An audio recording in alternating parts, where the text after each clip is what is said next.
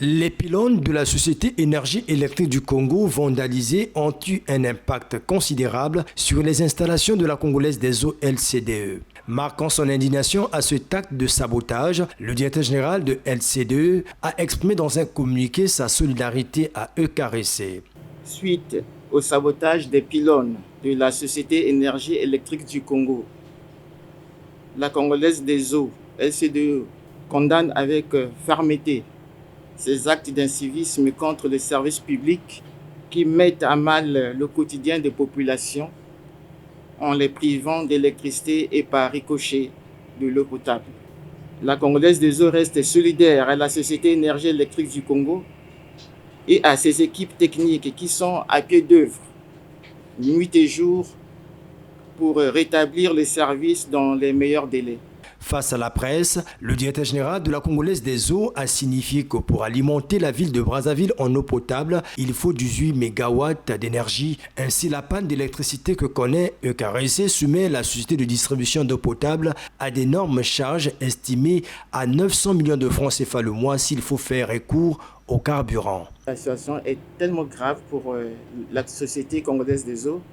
Comme vous le savez, nous dépendons exclusivement de la fourniture en électricité de cette société pour que les usines d'eau fonctionnent. Donc si EKRC est en difficulté, comme actuellement, comme nous le condamnons, comme nous l'avons dénoncé, évidemment que la Congolaise des eaux également se trouve donc en difficulté.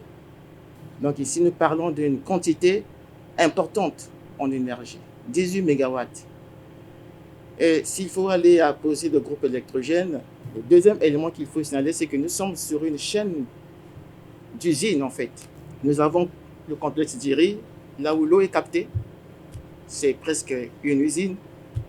Et ce n'est pas au même endroit que là où l'eau est traitée. C'est encore une usine également. Et après que l'eau ait été traitée, l'eau doit être renvoyée vers les stations de reprise. Nous avons Itatolo, nous avons Gamakoso, nous avons Sadelmi. Ce sont aussi des usines. De la chaîne du captage au traitement jusqu'à la distribution, vous avez un ensemble d'usines. Donc, pour que le tout fonctionne, il faut donc installer des groupes électrogènes partout dans ces unités-là.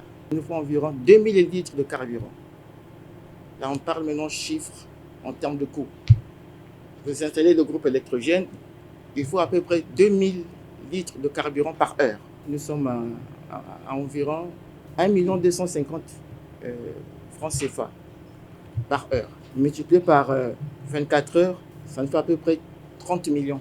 Et le mois, nous sommes donc à 900 millions. C'est tout simplement intenable.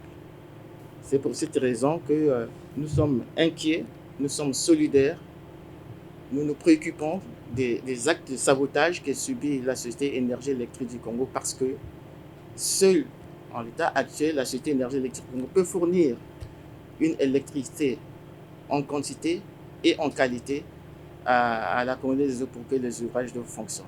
Le directeur général de LCDE a par ailleurs rassuré sa clientèle des dispositions alternatives prises. La Congolaise des eaux présente ses excuses à son aimable clientèle et à l'ensemble des usagers du service public de l'eau de la ville de Brazzaville pour le désagrément causé et les rassure qu'en attendant le retour au fonctionnement habituel, un plan de distribution alterné est mis en place. La Congolaise des eaux se veut encore proche de sa clientèle pour répondre à ses attentes.